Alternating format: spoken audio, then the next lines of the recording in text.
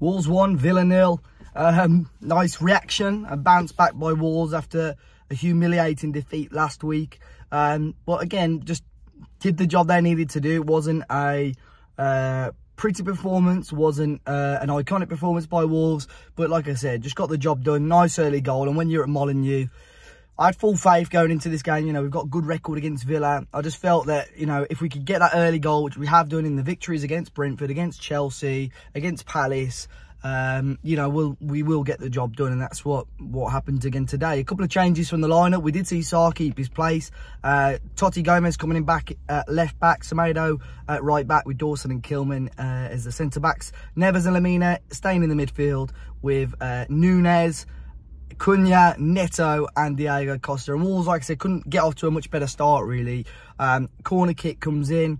A little bit of a delay on it because there were a little bit of pushing and pulling in the area.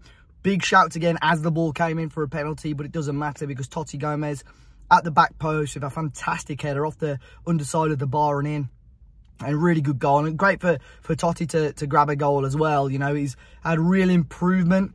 I think there's still a section of the fan base that do underrate him.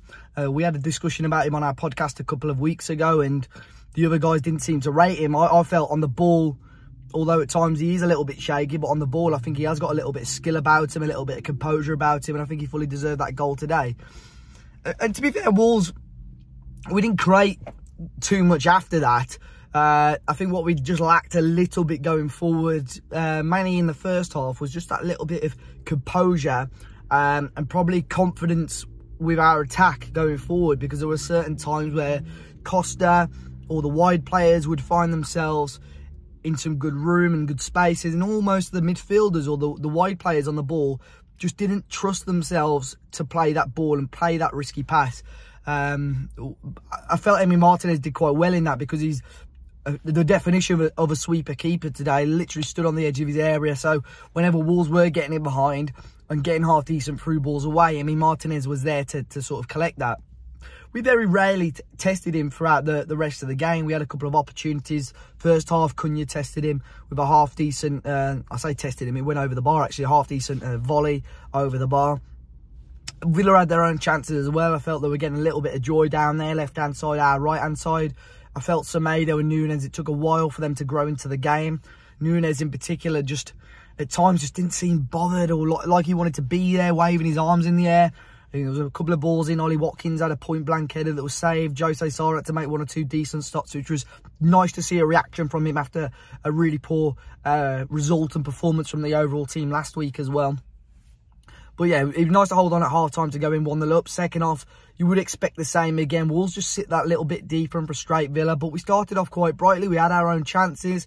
A couple of opportunities. Diego Costa forced Emi Martinez into a good save. Really got to be putting those away, and could have killed the game off there and then. And probably one of the best moves of the game, and it's just a shame it didn't end up in the back of the net. Matheus Núñez on the ball, beats his man, beautiful ball across to find Neto in that little bit of space, and a fantastic ball whipped across, and Núñez somehow misjudges it and misses the ball completely and could have won us the game. And everything that Villa threw at us, Wolves had an answer for. We did the job in the end. And it's a massive 3 points, and obviously putting a big dent in Aston Villa's hopes for Europe as well. But that will, obviously, we've got to wait for the Everton and the Forest result. That is pretty much Wolves mathematically safe. You could sort of tell that, I think, with Lopetegui's reaction at the end of the game as well. But it's nice to get a win, and, you know, 3 games to go. One more game now at Molineux against Everton in a couple of weeks' time. Could send them down, I don't know. But yeah, big job at Old Trafford next week as well. So we've got to go and get that one done.